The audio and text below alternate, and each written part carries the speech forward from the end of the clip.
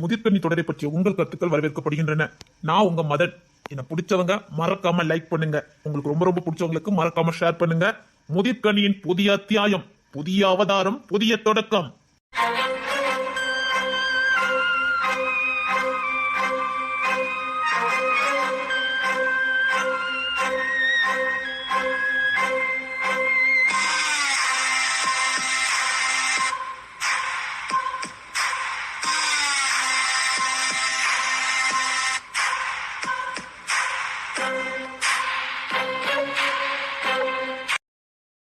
நீ வீட்டுக்கு போ. எவ்வளவு நேரமா இப்படியே நின்னுட்டு இருப்ப? நைட்டு ஃபுல்லா இப்படியே நின்னு என்ன காவல் காத்திருக்க. போ, போய் ரெஸ்ட் எடு. போ, வீட்டுக்கு போ. மாட்டேன், போக மாட்டேன். யார் என்ன எதுவும் பண்ண முடியாது. நீ போ. மாட்டேன். இதுக்கு மேல என்ன கட்டாயப்படுத்த வேண்டாம். நீங்க விடுதலை வீட்டுக்கு போற வரைக்கும் நான் இப்படிதான் இருப்பேன். யார் ரோகிணி நீ இப்படி பண்ணிட்டு இருக்க? நான் உனக்கு ஒண்ணும் பெருசா தான் செய்யலையே. அது வார்த்தையால சொல்ல முடியாது. ரோகிணி, நான் ஒன்னதான் சொல்லிட்டு இருக்கேன். வீட்டுக்கு போ. எவ்வளவு நேரமா அப்படி நின்னுகிட்டே இருக்க? எனக்கு எதுவும் ஆகாது. அவன் எதுவும் என்ன பண்ண முடியாது. நீ போ. வேண்டாம், நான் போகல. பொண்ணு தலைவிக்கே வீட்டுக்கு போயிட்டாங்க. நீ எதுக்கு இங்க நின்னுட்டு இருக்க? போ. அவங்களாம் உங்க கூட இருக்கணும் அவசியம் இல்ல. அவங்கள நம்பி விட்டதுனால தானே நீங்க இந்த நிலைமைக்கு வந்திருக்கீங்க.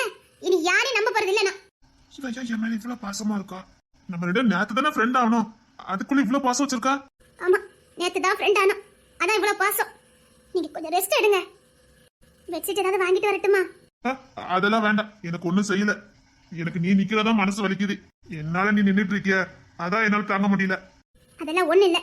நீங்க அமைதியா கொஞ்சம் ரெஸ்ட் எடுங்க.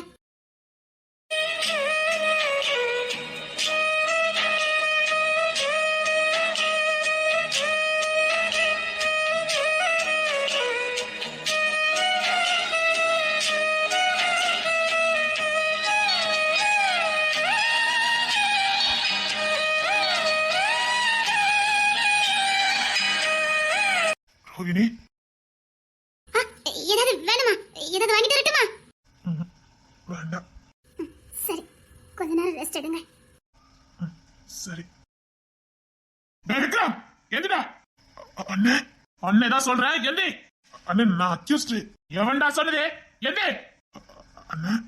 அண்ணே சொன்னா தம்பி கேட்கணும். எது படுக்க? அவன் டூட்டி முடிஞ்சு வீட்டுக்கு போயிட்டான். உன்னை இந்த அலங்கோலத்துல வச்சுட்டு அவன் வீட்டுக்கு போயிருக்கானா? வா பொண்ணு தர, இதெல்லாம் ஓ வேலை தானே இது? நான் இல்ல மாமா. என் அக்யூஸ்ட்னு பிடிச்சவன் நீ தானே? சரி, நீ உன் டூட்டி செஞ்சதாவே இருக்கட்டும். என்ன ஆதாரத்துல என் தம்பி நீ அரெஸ்ட் பண்ண? போன் கால் வந்தது. கொண்டா அந்த நம்பர் எல்லாம் எடு. உங்ககிட்ட நான் எதுக்கு ஒப்படைக்கணும்? என்கிட்ட விளையாடுத பொண்ணு தர. என்னை பத்தி உனக்கு சரியா தெரியலன்னு நினைக்கிறேன். உங்களுக்கும் சரியா என்னை பத்தி தெரியல நினைக்கிறேன். ஆதாரத்தை எடுத்து நான் உங்ககிட்ட ஒப்படைக்கணும். ஆனா வேண்டாண்ணா, நீங்க விடுங்க. அதெல்லாம் ஒண்ணு இல்ல. மரியாதையை தந்தனா உனக்கு நல்லது. இல்ல, நான் கோர்ட்ல ஒப்படைச்சுக்கிறேன். ஆதாரத்தை கொண்டான்னு கேட்டேன். இவன் கேஸை எப்படி எடுக்கணும்னு எனக்கு தெரியும். இவன் கேஸை என் பக்கம் திருப்பதிக்கு எனக்கு ஒரு நிமிஷம் ஆகாது. நீ சிக்குவன்னுதான் நான் பொறுமையா போய்கிட்டு இருக்கேன். என்ன ஆதாரத்தின் அடிப்படையில என் தம்பி நீ அரெஸ்ட் பண்ண? அதான் சொல்றேன், என்கிட்ட ஆதாரம் இருக்கோ அந்த அடிப்படையில தான் நான் இவனை அரெஸ்ட் பண்ணேன். இது ஏன் மதன் அண்ணா? அப்ப எதுக்கு இவன் கான்ஸ்டபிளாவே இருந்தான்? குடும்பத்துக்காக. குடும்பம் எவ்வளவு முக்கியம் இப்ப புரியுதுன்னா. இங்க பாருங்க மாமா. மாமான்னு கூப்பிட வேண்டாம், சார் நீ கூப்பிடு. சாரி. இங்க பாருங்க சார், நான் ஒன்னும் ஆதாரம் இல்லாம இவனை கைது பண்ணல. அப்படி நான் கைது பண்ண மாட்டேன்னு உங்களுக்கு நல்லாவே தெரியும். இவன் நிரபராதின்னு கோர்ட்ல என்னால இப்ப ப்ரூவ் பண்ண முடியும். அதுக்கான ஆதாரத்தை தான் நான் போட்டிட்டு இருக்கேன். நீங்க கொஞ்சம் விலகிக்கிட்டீங்கன்னா. உன்னை நம்பி தானே விட்டுட்டு போனா மீனா? அது சொல்லு. உன்னை நம்பி தானே விட்டுட்டு போனா மீனா? லேஸ்ல யாரையும் நம்ப மாட்டா. அப்படி நம்பிட்டா அவங்க மேல வச்சுக்க நம்பிக்கை எடுக்கவே மாட்டா. இப்படி உடைச்சிட்டு வந்து நிக்கிறிய. அது நான் எதுவும் பண்ணல. நீ எதுவும் பண்ணல, வேடிக்கை பாத்துருக்க. அப்படித்தானே? வேடிக்கை பாக்குறதும் கோவம் தான்டா. இவன் உனக்கு வேண்டதனாவே இருந்துட்டு போட்டோம், உன் எதிரியாவே இருக்கட்டும். ஆனா இவன் தப்பு செய்யலன்னு உனக்கு நல்லா தெரியும். உன் கண்ணு முன்னாடி அடி வாங்கிட்டு இருக்கான்னு தெரியும். ஆனா நீ தட்டி கேட்கல. நீ என்ன ஒரு ஆம்பளை. சரி, ஆனா உன்னை சும்மா விடுவேன் மட்டும் நினைக்காத. என் தம்பி இந்த குளத்துல என்ன பார்க்க வச்சுட்டல நீ. சார், நான் எதுவும் பண்ணல. அந்த முரளி உன்னை அரெஸ்ட் பண்ணிட்டு போனது கூட எனக்கு தெரியாது. நான் டூட்டி முடிஞ்சு வீட்டுக்கு போயிட்டேன். வீட்டுக்கு போனதுக்கு அப்புறம் தான் இந்த மேல எனக்கு போன் பண்ணி சொன்னாங்க. நான் வந்த உடனே தடுக்கலாம் செஞ்சேன். நான் ஒன்னும் கோலை இல்ல. அவன் தடுத்தான். ஆனா உன்னை சிக்க வச்சடி வந்தானே, அதான் எனக்கு தகவல் வந்துன்னு சொன்னேன். நிப்பாட்டு. இதுக்கப்புறம் எதையாவது பேசிட்டு இருந்தா உழைச்சுவேன். நான் இப்ப இவங்க எங்க கூட்டிட்டு போறேன். என் ஸ்டேஷன் வச்சுக்கிறேன். ஏய் வாடா. இல்ல, இப்ப முரளி கட்டுப்பாடு. என் தம்பி இந்த மாதிரி பண்ணி வச்சா முரளி யாரு? அவனை கூப்பிடு. வருவா, இன்னும் கொஞ்ச நேரத்துல டூட்டிக்கு வருமா. நான் அவனை பத்திரமா பாத்துக்கிட்டேன். அதான் சார் வீட்டுக்கு நிம்மதியா தூங்க போனீங்களா? போனேன், மனசு கேட்கல, வந்துட்டேன். உன் கூட பிறந்தன இந்த நிலைமையில பார்த்தா நீ என்னடா பண்ணுவ? தப்புதான், கண்ண வெட்டி போட்டுருப்ப. அப்ப நான் உன்னை பண்ணட்டா? உங்க இஷ்டம் அண்ணா. ஒண்ணு இல்லண்ணா, அவன் மேல எந்த தப்பும் இல்ல. சரி எந்திரிச்சு வாடா. சாப்பிட்டியா? சாப்பிட்டேன். எனக்காகவா மறுபடியும் டொட்டில ஜாயின் பண்ண? இங்க என்னென்ன கொலைபால் நடக்கும் எனக்கு தெரியாது. நீ தான் அந்த கொலையே பண்ணனே, உன் மேல முத்திர குத்திடுவாங்க. அதான் மறுபடியும் டொட்டில ஜாயின் பண்ண. எனக்கு என் குடும்பத்தை விட்டு போதுக்கு மனசே இல்ல. ஆனா எல்லாம் இந்த பொண்ணு தெரியல. இந்த பொண்ணு தெரியாத எனக்கு இந்த வேலை போச்சுது. இப்போ மறுபடியும் அவனால தான் மறுபடியும் வேலையில ஜாயின் பண்ணிருக்கேன். சாரி சாரி, தூக்கி குப்பையில போடு. மாமா அக்கான்னு வந்த மாமா, அவன் மேல எந்த தப்பும் இல்ல. உன்னை மேல எந்த தப்பும் இல்ல. பகைய மனசுல வச்சு அரெஸ்ட் பண்ணிருக்கானே, அவன் மேல எந்த தப்பும் இல்ல. சத்தியமா அப்படி பண்ணக்கூடியவன் பொண்ணு தர கிடையாது. நிஜமாவே அவனுக்கு தகவல் வந்தது. முதல் தகவல் எனக்கு தான் வந்தது. நான் பெருசா எடுத்துக்கல. அவன் தான் வேலையில சின்சியரா இருப்பான்னு உங்களுக்கு தெரியுமே. அதனாலதான் அவன் அந்த சைடு போனான். போன இடத்துல இவன் இருந்திருக்கான். அதனாலதான் அரெஸ்ட் பண்ணிருக்கான். சும்மா வாய்க்கு வந்தபடி அவனை எல்லாம் திட்டாதீங்க. அவன் டூட்டியை ஒழுங்கா பாப்பான்னு உங்களுக்கு தெரியாது. சரி, அப்போ தகவல் கொடுத்தது யாருன்னு சொல்லி அதை எப்படி உங்ககிட்ட சொல்ல முடியும்? ஓட்டுல தான் நம்ம ஒப்படைக்க முடியும். நானும் சீனியர் ஆபீசர் தான். என்கிட்ட தகவலை கொடுத்த சொல்லி அது யாருன்னு நான் கண்டுபிடிக்கிறேன். இல்ல அது எப்படி கொடுக்க முடியும்? பொண்ணு தர உருடா. இல்ல அது எப்படி நான் கொடுக்க முடியும்? உடு, பாத்துக்கலாம். அதான் விக்ரம் குற்றவாளி இல்ல நமக்கு தெரிஞ்சு போச்சே. இனி அந்த ஆதாரத்தை வச்சுதான் நான் இவனை காப்பாற்ற முடியும். நீங்க எல்லாரும் முட்டாள்தனமா பேசிட்டு இருக்கீங்க. ஆமா, அந்த ஆதாரத்தை வச்சுதான் நான் இவனை காப்பாற்ற முடியும். இப்ப அந்த ஆதாரத்தை நான் இப்படி உங்களுக்கு பப்ளிசிட்டி பண்ணிட்டேன்னா அவன் உசாராக மாட்டான். அது ரகசியமாவே இருக்கட்டும். அவனை எப்படி கையங்களமா பிடிக்கணும்னு எனக்கு தெரியும். அவனை பிடிச்சு இவனை குற்றவாளி நான் கோர்ட்ல நிரூபிக்கிறேன். அது வரைக்கும் நீங்க என்ன திட்டினாலும் சரி, என்ன ஒதுக்கி வச்சாலும் சரி, நான் இதுல இருந்து பின்னாங்க போறது இல்ல. ஆமா, நீங்க பயப்படாதீங்க. பொண்ணு தெரிய கொஞ்சம் ஸ்ட்ராங்கா தான் இருக்கான். நிச்சயமா விக்ரம காப்பாத்துவான். உங்களெல்லாம் நம்பி என் தம்பி நான் ஒப்படைக்க. அவனை நம்புங்க மாமா. ஏய், இதுல இவன் மட்டும் மாட்டினா பரவாயில்ல. உங்களுக்கெல்லாம் எப்படா சொல்லி புரிய வைக்க? சின்ன பசங்க நிரூபிச்சிட்டீங்கல்ல நீங்க. அண்ணா என்ன போடா, அண்ணன் தம்பி பாத்துக்க வேலையா? ஒரு வார்த்தை சொல்லிருக்கல எங்க கிட்ட. அது போடா, சின்ன பசங்க நிரூபிச்சுக்கிட்டு போ. இவனையும் எப்படி காப்பாத்து தெரியும். இதுல சம்பந்தப்பட்டவங்களை எப்படி காப்பாற்றணும்னு எனக்கு தெரியும். நீ கிளம்பே. என்ன விஷயம்? கோலமணி சொன்னேன். அதுக்கு முன்னாடி இவன் கேஸை ஏன் டேபிளுக்கு கொண்டு வா. அது ஒன்னால முடியும்ல? முடியும். அந்த முரளி கிட்ட இருந்து இவன் கேஸ் என் கிட்ட வரணும். அதுக்கு என்னென்ன கோல்மால் பண்ணியா தெரியும் பண்ணு. இதுக்காவது தைரியம் இருக்கா என்ன? முடியுமாமா, கட்டாயமா பண்றேன். ஏய், முரளி கையில போச்சுது, ஒட்டுமொத்த குடும்பம் நாண்டுகிட்டு சாக வேண்டியதான். போடா. என்ன சொல்லுவீங்க? போடா, சீக்கிரம் அதுக்கான வேலையை பாரு. போ. சரிங்க மாமா. நீ போய் வீட்டுல ரெஸ்ட் எடுமா. வேண்டாம், நான் இங்கதான் நிப்பேன். நேத்துல இருந்து நிக்கிறமா? எவ்வளவு நேரம் இப்படி நின்றுட்டு இருப்ப? போய் ரெஸ்ட் எடுத்துட்டு வா. இனி நான் தம்பியை பாத்துக்கிட்டேன். ஏன் இவ்வளவு பாசமா இருக்கா? நேத்துல இருந்து தண்ணி கூட குடிக்காம இதே இடத்துல நின்றுட்டு இருக்க. உடம்புக்கு என்னத்துக்கு ஆகும்? நீ இருந்தாலும் இவனை பார்க்க முடியும். ஓ, போயிட்டு வா. ஓ, அவரை பத்திரமா. இனி என்ன மீறி அவனை எவனும் தொட முடியாது. நீ தைரியமா போயிட்டு வாமா. சரி மாமா, நீ சொல்லு. அதே என் ஒய்ஃப் எல்லாம் என்கிட்ட சொல்லிட்டா. போயிட்டு வாமா, நான் பாத்துக்கிட்டேன். ஒரு டிபார்ட்மெண்ட்ல இருந்தோம், அவனுக்கு இவ்வளவு நேரம் பாதுகாப்பு கொடுத்து நின்ன பாரு. நீ அவனுக்கு மனைவியா கிடைக்கிறதுக்கு அவன் புண்ணியம் பண்ணிருக்கணும். உங்க ரெண்டு எப்படியாவது நான் சேர்த்து வைக்க. நீ போ. அண்ணா நீ கிளம்பு, நான் பாத்துக்குது. சரிங்க மாமா. சரி, போயிட்டு வா. எந்திடா, வா எந்தி. எந்திக்க முடியலண்ணா, முட்டுலயே அடிச்சுட்டான். அது முட்டு நவட்டவே முடியலண்ணா. உனக்காக உன் அண்ணி அங்க அழுதுட்டு இருக்கா. வா, வீட்டுக்கு போலாம். வா. அப்பா வரவே இல்லைண்ணே. அவர் வரணும்னு அவசியம் இல்லை. இனியாவது அவரை விட்டு கொஞ்சம் விலகி இரு. சரி, அண்ணி உனக்காக சாப்பாடுலாம் ரெடி பண்ணி வச்சுட்டு இருக்கா. சீக்கிரம் வா. இங்க பாரு, நீ இங்க கஷ்டப்பட்டே இல்ல.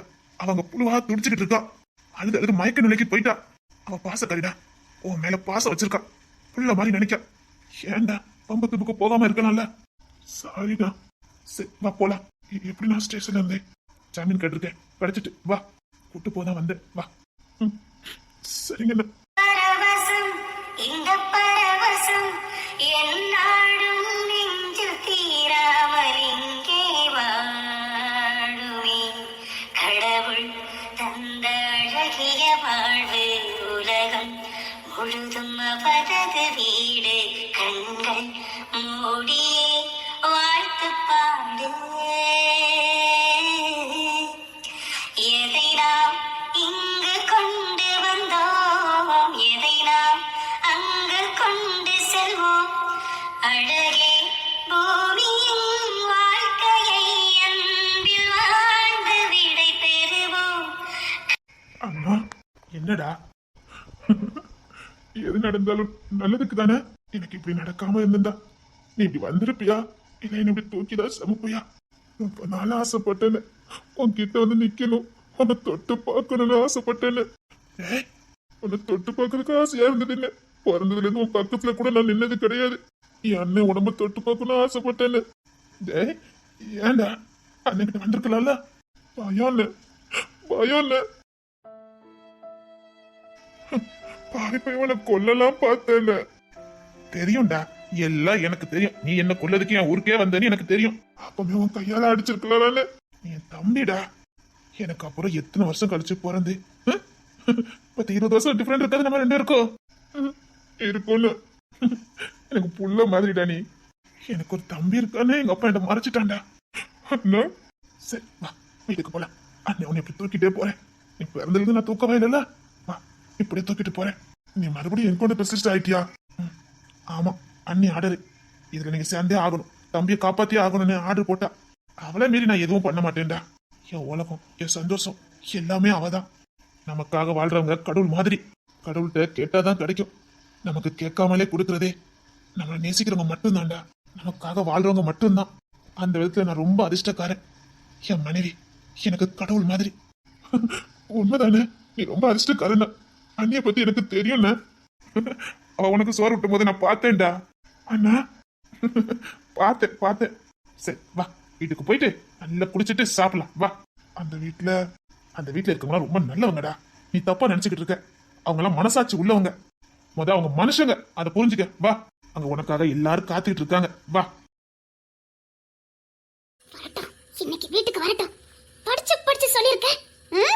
திரும்ப போய் அதே வேலையை அண்ணன் தம்பி சேர்ந்து பாத்துருக்காங்களே. ஆனந்தி வாங்க, உங்களதான் தேடிக்கிட்டு இருந்தேன். என்ன கோமா இருக்கா? என்ன? வாங்க, உங்களதான் தேடிக்கிட்டு இருக்கேன்னு சொன்னேன். நீ கோத்துல இருக்க, எனக்கு சண்டை போட முடியல. இல்ல சாப்பாடு எடுத்து வை. பொங்கலையா? நான் பசியோட வருவேன்னு தெரியாது. பசி தங்கிட மாட்டேன்னு உனக்கு தெரியாது. தெரியாது. இங்க பாரு, உன்கிட்ட சண்டை போடுறதுல நான் இல்ல. சொன்னா கேளு, கோத்த கலப்பாத. ஏன் நான் சொன்னதை நீ செய்யல? போன போட்டு சொன்னேன்ல. நான் சொன்னதை நீங்க செஞ்சீங்க. நீ சொல்லி நான் எதுவும் செய்யாம வந்திருக்கேன். இங்க பாரு, பசியோட வந்திருக்கேன். நேத்து நைட்டு சாப்பிடல, காலையிலயும் சாப்பிடல. இப்போ மாசத்து சோத்த போடு, எனக்கு பசி தாங்க முடியல. அத்தா பொங்கல்னு சொல்றேன்ல. கோத்த கலப்பாதடி, சோத்த போடு.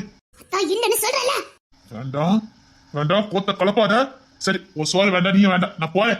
போங்க, திரும்பி வரும்போது நான் இருக்க மாட்டேன். என்னடி என்ன இப்படி பேசுற? பயமா இருக்குல்ல? நம்ம நிலைமை இப்படிதான் ஆக போகுது. என்ன உளறிக்கிட்டு இருக்க? சரி நீங்க வா. நேத்து இருந்து நான் கவனிக்கல பத்தியா, அதான் உனக்கு கோவம் வருது. இங்க வா. அடச்சே, நான் என்ன சொல்ல வரேன்னு புரிய மாட்டேங்குது. நீ அப்படி சொல்ல, என் பக்கத்துல உனக்கு கோவம் வரும். வா வா வா. என்ன வேலை பார்த்துட்டு வந்திருக்கீங்க? நான் என்னடி வேலை பார்த்தேன்? ஸ்டேஷன்ல என்ன வேலை பார்த்தீங்க? அது எப்படி உங்களுக்கு தெரிஞ்சது? என்ன வேலை? விக்ரம கைது பண்ணினீங்களா? அது எப்படி உனக்கு தெரியும்? படிச்சு சொன்னல. இனி இந்த விக்ரம் விஷயத்தை தலையிடாதீங்கன்னு எவ்வளவா சொன்னா சொல்லலையா? நான் தலையிடல. ஆனா பொண்ணுத்திர மாமா தலையிட்டு இருக்காருல. அது இப்ப முடிஞ்சிடும், நீ டென்ஷன் எடுக்காத. பொண்ணுத்திர எல்லாம் பாத்துக்கிடுவான். அவரு பாத்துக்கிடுவாருன்னு தெரியும். அவர் மேல தப்பு இல்லன்னு எனக்கு தெரியும். அப்ப எதுக்கு கோவப்படுற? பொண்ணுத்திர அப்படி எந்த தப்பு பண்ணல. தகவல் வந்துதான் போனான். அங்க விக்ரம் இருப்பான்னு தெரிஞ்செல்லாம் போகல. இதை யாருமே புரிஞ்சுக்க மாட்டேங்கிறாங்க. எனக்கும் தகவல் வந்தது. நான் தான் அந்த கேஸ் எதுக்குன்னு போகாம ஓப்பி அடிச்சுட்டு தந்துட்டேன். இவன் சின்சியரா இருப்பான். நியூஸ் வந்தோன்னா போயிட்டான். அங்க போய் பார்த்தா அவனுக்கே சாக்காதான் இருந்திருக்குது. கையும் களவா மாட்டினது விக்ரமே. சரி, இங்கேயும் வாழ்த்தனை பண்ணிட்டு கிடக்காம உள்ள தூக்கி போடுவேன்னா பொண்ணுத்தனை பண்ணினது. ஆனா இவ்வளவு பிரச்சனை வரும்னு எங்களுக்கு சத்தியமா தெரியாது. மீனக்கா, செம்மொழி அக்கா, தமிழ் அக்கா இப்படி எல்லாரும் வருவாங்கன்னு எங்களுக்கு சத்தியமா தெரியாது. இன்னொன்னு எங்களுக்கு ஒண்ணுமே புரியல, எதுக்காக விக்ரமுக்கு எல்லாரும் இப்படி வராங்கன்னு. அட மக்கே, விக்ரமுக்காக யாரும் வரல. என்ன சொல்ற? விக்ரமுக்கும் இதுக்கும் எந்த சம்பந்தமும் கிடையாது. விக்ரம் மாட்டினா எல்லாரும் மாட்டுவாங்க. என்னடி உளறிக்கிட்டு இருக்க? அவனுக்கும் நமக்கு என்ன சம்பந்தம்? ஐயோ, எப்படி சொல்லி போய் வைக்கன்னு தெரியலையே. நான் ஒண்ணு சொன்னா வெளியில சொல்ல மாட்டீங்களே? சொல்ல மாட்டேன், சொல்லு. விக்ரம் அவளை அடிச்சாங்களே, அவன் ஏதாவது சொன்னா? அவன் தான் வாயை திறக்கலையே. திறக்க மாட்டான், சத்தியமா திறக்கவே மாட்டான். அவனை அடிச்சே கொன்னாலும் வாய் திறக்க மாட்டான். எதுக்கு? அவனுக்கு இந்த குடும்பத்து மேல இருக்க அக்கறை கூட உங்களுக்கு எல்லாம் இல்லாம போயிட்ட. என்ன சொல்றீங்க? எனக்கு ஒண்ணுமே புரியல. எதுக்காக எல்லாரும் இந்த கேஸ்ல இவ்வளவு இன்வால்வ் ஆகுறீங்க? இது ஒரு சாதாரண கேஸ், எதுக்கு இப்படி? சரி, நான் உங்ககிட்ட சொன்னேன், யார்கிட்ட சொல்ல மாட்டீங்களே? சொல்ல மாட்டேன், சொல்லு. விக்ரம் ஒருத்தர கொலை பண்ண பார்த்தான்னு சொல்லி தானே விக்ரம பிடிச்சிருக்கீங்க. ஆமா, விக்ரம் கொலை பண்ண பார்த்த ஆளு யாரு தெரியுமா? அவன் கொலை பண்ணலாம் போகல, அவன் வேற எதுக்கோ தான் போயிருக்கான். அதான் அவன் யாருன்னு தெரியுமான்னு கேக்குறேன். தெரியாது. அன்னைக்கிழமா இருக்காங்கல்ல, அவங்க சொந்த ஊரு. கூமுட்ட அன்னைக்கிளி அம்மாவோட கொழுந்தம் பையன். ஆ, என்ன சொல்ற? ஐயோ கத்தாதீங்க, அது மட்டும் விஷயம் இல்ல. அப்புறம்? தமிழக்கா இருக்காங்கல்ல, ஆமா. அவங்க மூத்த ஹஸ்பண்ட். என்னடி சொல்லிக்கிட்டு இருக்க? கத்தாதீங்க. இல்லடி, நான் இதை நம்ப மாட்டேன். நீங்க நம்பினாலும் நம்பட்டாலும் அதான் உண்மை. அவன் ஒரு சைக்கோ. தமிழக்கா பழி வாங்குறதுக்கு திரும்ப திரும்ப ஊருக்கு வருவான். தமிழக்காவும் தினேஷ் மாமா நல்லா வாழக்கூடாதுன்னு ஏதாவது பண்ணதுக்கு அப்பப்ப வருவான். அவனுக்கு தினேஷ் மாமா கண்டா பிடிக்காது. தினேஷ் மாமா கிட்ட இருந்து தமிழை எப்படியாவது பிடிக்கணும் அவன் ஏற்பாடு. தமிழக்கா சந்தோஷமா இருக்க கூடாது. ஐயோ, இது ஏன் என்கிட்ட யாருமே சொல்லல? தமிழக்காக்கு ஏற்கனவே கல்யாணம் முடிஞ்சுதா? கத்தாதீங்க. ஆமா, எனக்கு அதுவே தெரியாது. நான் தினேஷ் மாமா தான். அது தமிழக்காவும் தினேஷ் மாமா சின்ன வயசுல லவ் பண்ணிருக்காங்க. ரெண்டு குடும்பத்தில் நடந்த சூழ்ச்சினால ரெண்டு பேரும் பிரிஞ்சுட்டாங்க. தமிழக்கா இந்த சைக்கோ கிட்ட வந்து மாட்டிக்கிட்டாங்க. அவனுக்கு ஏகப்பட்ட சகவாசம் இல்ல, அது ஒரு சைக்கோத்தனம். நிறைய பெண்களை வச்சிருந்தா அது ஒரு பெருமை நினைச்சிருக்கான். அடச்சே, அங்க இருந்து அடியும் உதையும் வாங்கிட்டு வந்திருக்காங்க. இதுக்கு மேல பிள்ளைங்களை காப்பாத்தணும்னா உசுரோட இருக்கணுமேனு அவனை விட்டு வெளியில வந்திருக்காங்க. அன்னைக்கிளியத்தை தான் எல்லா ஏற்பாடும் பண்ணி கொடுத்திருக்காங்க. அப்புறம் ரொம்ப தமிழக்கா கஷ்டப்பட்டிருக்காங்க. ரெண்டு பிள்ளைங்களை வச்சுக்கிட்டு நிற்கதியா தெருல நின்றுருக்காங்க. அப்பதான் தினேஷ் மாமா ஊருக்கு வந்து தமிழக்கா நிலைமையை பார்த்திருக்காங்க. அவங்களால தாங்கிக்க முடியல. தமிழக்கா எப்படியாவது நரகத்துல இருந்து காப்பாத்தணும்னு போராடி இருக்காங்க. காதலிச்ச பொண்ணு இவ்வளவு கஷ்டப்படுறான்னு தினேஷ் மாமாவால தாங்கிக்க முடியல. தமிழக்காட்ட போய் பேசியிருக்காங்க. தமிழக்கா இதுக்கு சம்மதிக்கவே இல்ல. வர எப்படியோ சம்மதிச்சுதான் அவங்க ரெண்டு பேரும் கல்யாணம் பண்ணிருக்காங்க. எனக்கு இதெல்லாம் தெரியாது ஆனந்தி. பொண்ணு துறைக்கு மட்டும் இந்த விஷயம் தெரிஞ்சா அவனுக்கு நெஞ்சே வெடிச்சிடும். சொல்ல வேண்டாம், மறைச்சிருங்க. அதான் ஆதிராவும் சொல்ல நினைச்சிருக்கா, அப்புறம் மறைச்சிட்டா. தன்னால தான் அக்கா வாழ்க்கை போயிரும் நினைச்சா பொண்ணு திரு மாமா இதையுமே வெடிச்சிருன்னு எல்லாருக்கும் தெரியும். மாமாவால இதை தாங்கிக்க முடியாதுதான். அட பாரதி, நீ அது என்கிட்ட முதல்ல சொல்லிருக்கலாமே. இப்ப பொண்ணு துறைக்கிட்ட நான் எப்படி? சத்தியமா சொல்றேன், செத்தா போயிடுவான். தெரியும். இப்ப என்ன பண்ண போறீங்க? நானே படிச்சு சொன்னா இல்லையா விக்ரம் விஷயத்தை தலையிடாதீங்கன்னு. இப்ப நான் என்ன பண்ணுவேன்? இப்ப விக்ரம் கோர்ட்ல கொண்டு நிப்பாட்டினா எல்லா விஷயமும் வெளியில வரும். அவ்வளவுதான். தினேஷ் மாமாக்கு பைத்தியமே பிடிச்சிடும். தினேஷ் மாமா தமிழக்காவும் பிள்ளைங்களை யாருக்கும் விட்டே கொடுக்க மாட்டாரு. அதை தான் சொத்தா பார்க்கக்கூடியவரு. தான் பொண்டாட்டி பேர் அஜய் கூட வரக்கூடாதுன்னு ரொம்ப கவனமா இருக்கக்கூடியவரு. அதனாலதான் அந்த ஊரை விட்டு இங்க வந்திருக்காங்க. இப்ப இந்த கேஸ் மட்டும் வெளியில வந்தது, அந்த அஜய்க்கு யாரெல்லாம் பகை, யார் யாரெல்லாம் உறவுன்னு எல்லாத்தையும் போலீஸ் துப்பு துளக்கும் போது தமிழக்கா பேரும் வரும்ல. கட்டாயமா வரும். அத என்னையே ஃபாலோ பண்ணி வந்தாங்களா? ஆமா. இப்ப என்ன பண்ண போறீங்க மாமா? எப்படி தமிழக்கா பேரு வரும்? அது வரக்கூடாது. ஐயோ பாவம் அந்த விக்ரம், அதான் அவ்வளவு அடிச்சும் வாய் திறக்காம இருந்திருக்கான். ஆமா. இப்ப அதை விட பாவம் செம்பொலி அக்கா, மீனாக்குட்டி அக்கா, தமிழக்கா. எங்க வாழ்க்கை போச்சுது தெரியும்ல. கோட்டை கேஸ்னு நார அடிச்சிருவீங்கல்ல. அவங்க கோட்டை இருந்ததுக்கு அப்புறம் அந்த வீட்டுல எப்படி அவங்களால வாழ முடியும்? வேணாடி, எனக்கு ரொம்ப பயமா இருக்கு. அதுக்குதான் அவங்க உங்ககிட்ட வந்து கட்டிட்டு வந்திருக்காங்க. வேற ஏதாவது பண்ண முடியுமான்னு பாருங்க மாமா. வேற என்னடி பண்ண முடியும்? அஜய்ல இல்ல இன்வால்வ் ஆயிருக்கான். எப்படி அவன் சம்பந்தப்பட்ட ஆட்கள் போது தமிழக்கா எல்லாரும் வருவாங்கல்ல. ப்ளீஸ் மாமா, தமிழக்கா பேரையில வரவே கூடாது. தோளுக்கு மேல வளர்ந்த பிள்ளைங்க இருக்காங்க. இந்த நேரத்துல அவமானப்பட முடியுமா? என்ன மாமா? பொண்ணு தர நேர்வழியில போய் தான் விக்ரம காப்பாத்துன்னு நினைக்கிறான். அப்படி நேர்வழியில போனா தமிழக்கா மாட்டுவாங்களே. ஏதாவது ஒண்ணு பண்ணுங்க மாமா, எனக்கு நிம்மதியே இல்ல. சாரிடி, உன்னை புரிஞ்சுக்காம உன் மேல கோவப்பட்டுட்டேன். நீ சொல்லும் போதெல்லாம் நான் காது கொடுத்து கேட்காம இருந்துட்டேன். சாரிடி. என்ன விடுங்க மாமா. இந்த கேஸ்ல மட்டும் தமிழக்கா பேர் வந்ததுன்னா நமக்கும் அந்த குடும்பத்துக்கு இந்த பந்தம் முடிஞ்சு போயிரும் மாமா. இல்ல முடியாது. நான் ஏதாவது பண்றேன், யோசிக்கிறேன். எனக்கு அந்த குடும்பம் வேணும். அந்த குடும்பம் எனக்கு வேணும். எங்களுக்கும் தான் மாமா. அந்த குடும்பம் இல்லைன்னா நம்மளால வாழ முடியாது. அவங்களால தான் நம்ம ஒரு குடும்பமா வாழ்ந்துட்டு இருக்கோம். இப்ப அவங்க மட்டும் இல்லைன்னா அவ்வளவுதான் மாமா. ப்ளீஸ் மாமா, ஏதாவது பண்ணுங்க. சரி, நீ டென்ஷன் எடுக்காம இரு, நான் பாத்துக்கிறேன். அதே நேரத்துல பொண்ணு தரைக்கு இந்த விஷயம் தெரிய வேண்டாம். எப்படியும் தெரிஞ்சிருமே மாமா. தெரிஞ்சதுன்னா அவனுக்கு பைத்தியம் பிடிச்சிருமே. ஐயோ, நான் இப்ப எந்த சைடு பாப்பேன்? இப்படி ஒரு வில்லங்க இருக்குன்னு எனக்கு சத்தியமா தெரியாது. எப்படி எல்லாரையும் ஒட்டு மொத்தமா காப்பாத்த போறான். அந்த விக்ரம காப்பாத்தணும்.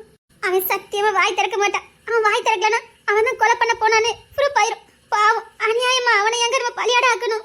அவன் ஆயுசுக்கு ஆயுள் தண்டனை அனுபவிக்கணும். பாவங்க. உண்மைதான், அவன் வாய் திறக்காம இருந்தா அவனுக்கு ஆயுள் தண்டனை கிடைச்சிடும். நமக்காக ஏங்க அவன் காலத்துக்கும் ஜெயில இருக்கணும்? இப்போ விக்ரமையும் காப்பாத்தனா தமிழக்கா பேரும் வெளியில வரக்கூடாது. ஐயோ, பொண்ணு தலைக்கும் விஷயம் போகக்கூடாது. எப்படி நான் சமாளிக்க போறேன்? சரி, நான் ஸ்டேஷனுக்கு கிளம்புறேன். சாப்பிடலையா? பசியா? இனி எப்படி வரும்? ஐயோ, நான் மதியம் சாப்பாடு கொடுத்தலையே. இல்ல மாமா, பாத்துக்கலாம். வாங்க சாப்பிட வாங்க. அங்க எத்தனை உசுறு போராடிக்கிட்டு இருக்கு, என்ன சாப்பிட சொல்ற? நான் ஸ்டேஷனுக்கு போயிட்டு வரேன்.